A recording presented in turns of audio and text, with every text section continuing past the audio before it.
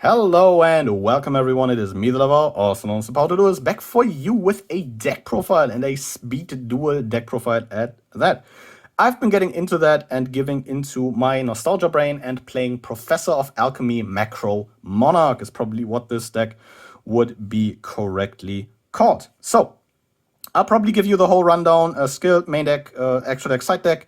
So let's start off with the skill that this deck is based around. We have the Professor of Alchemy skill, an Amnael skill that allows your Alchemy Beast tokens to attack directly, and once per turn during your main phase, you can banish a level 4 or lower monster from your hand or face of field to special summon a rock type level 3 500 attack, 500 defense Alchemy Beast token with the same attribute as the banished monster, but the Alchemy Beast token can only be tributed for the boy himself, the Golden Homunculus.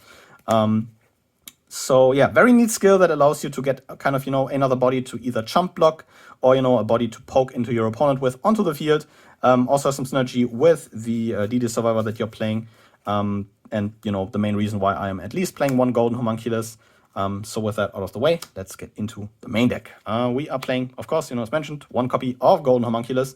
Rather simple, 1 tribute, 1500 as the stat line, and gains 300 attack and defense for each of your banished cards. Can get pretty sizable. In some games you do get up to, 2 to 3 banished cards rather easily, which is when this guy really starts, gaining some attack points and reaching, some 2100, 2400 attack, which is pretty sizable in a 4000 life point format. And for the rest of the Monarchs, we are playing the only one available in Speed Duel's Grand Mark, the Rock Monarch. 2 copies to be exact. If this guy's tribute summoned, you target a face down card on the field and pop that target. Pretty good tribute. For like a lot of people I've been, looking at for Speed Duel, research and other deck profiles. You don't want to main deck this because of the Supreme King Jaden deck, but I've been playtesting a lot against that deck. And even if you're, really scared about getting this guy super polyed away into a Dark Gaia, just play 2 Blowback Dragons instead. I think Blowback Dragon is also a pretty good 1 tribute for the format. I've seen a list that runs Amazoness Queen instead as a Monarch, which is also a pretty good decision, I think. But just play like another good 1 tribute monster that you like. I stuck to Grand Mark because I don't think it comes up nearly as much. For the rest of the main deck, we are on 3 copies of DD Survivor, a 1800 normal summon that is a warrior that is able to revive itself if it is banished while face up on your field in the end phase. Pretty sick, just an 1800 body, which is a pretty good normal summon, trades favorably with DD Warrior Lady, which is a pretty good staple in the Speed Duel format. But just generally, recurable body. You contribute this guy off, banish it for your skill, and he just comes back in the end phase.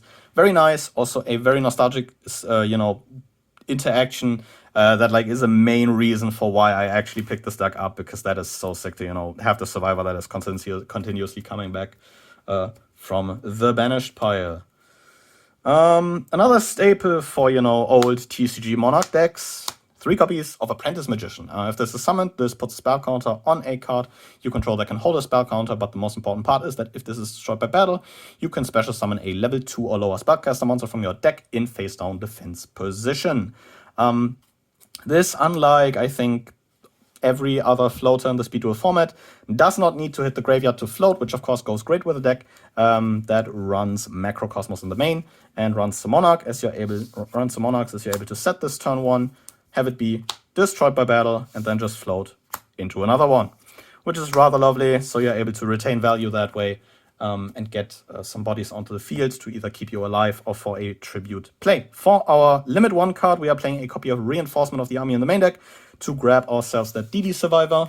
For our Limit 3 card, I opted to continue playing 3 Book of Moon. You can definitely play Wall of Disruption over this. I was initially on Wall of Disruption, but with the new ban list, Wall of Disruption is also a Limit 3 card. So make your decision based on your personal preference, I'd say. but I do like the interaction between Book of Moon and Grandmark specifically, so I opted to go with Book. Also, the added flexibility of this being live turn 2 is very nice to maybe like book a big monster and then just be able to swing over it. So there is that. Last spell in the main deck is a copy of Soul Exchange. Targeting a monster the opponent controls and tributing that off for one of your tribute summons is rather lovely, even if it comes at the cost of your battle phase. But if you're summoning a Grandmark, you're in most cases outing 2 cards anyways, which at one point really, sorry to my opponent on DB that day, but yeah, that was your entire board. Into the trap lineup we go, starting with 3 copies of, I guess, one of the namesake cards of this deck. 3 copies of Macrocosmos. Every card that hits the graveyard is banished instead. Can potentially summon the Helios, the Primordial Sun, from the deck. I did play a Helios for a small while in this build, but I didn't think it was pulling its weight. You can play it, test that for yourself, but I don't think it does add too much, even if it is a free body, which this deck appreciates a good bit. Last 3 cards in the main deck are 3 Windstorm of Taqwa. This swaps the battle position of all monsters your opponent controls. A very nice card in the current format, especially since Cloudians are looking like a rather solid deck for, post Duels of Shadow format. Especially with, Cyber Angels now knocked down quite a bit. So this kind of is a board wipe against that deck. All other decks just lose their battle phase to this. It's trainable to almost anything, which is pretty lovely. So yeah, pretty good card, keeps you alive, which is something you want to do because you want to run your opponent out of resources with this. For the extra deck, we are playing a copy of Super Vehicle Jumbo Drill. Most of these are just Waking the Dragon bluffs. You're not actually summoning these, so you can maybe side Waking the Dragon if you want to. 3k Piercer, which is very nice. A Super Vehicle Stealth Union, because I could not find a 1000 Ice Restrict.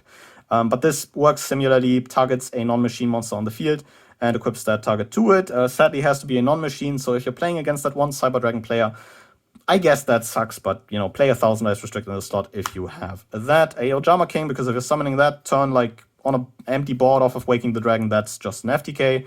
Cyber Blader, rather tough to deal with in Speed Duels, because this, as soon as your opponent controls a monster, can't be disrupted battle, and if a second one joins the fray, this just turns into a 4200 body.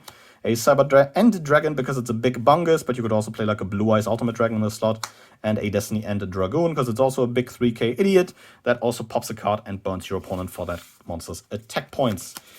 With our extra deck out of the way, I would like to implore you to play some tokens. I'm playing the Crystal Beast tokens. I like these thematically in the deck because, the crystals are kind of cool.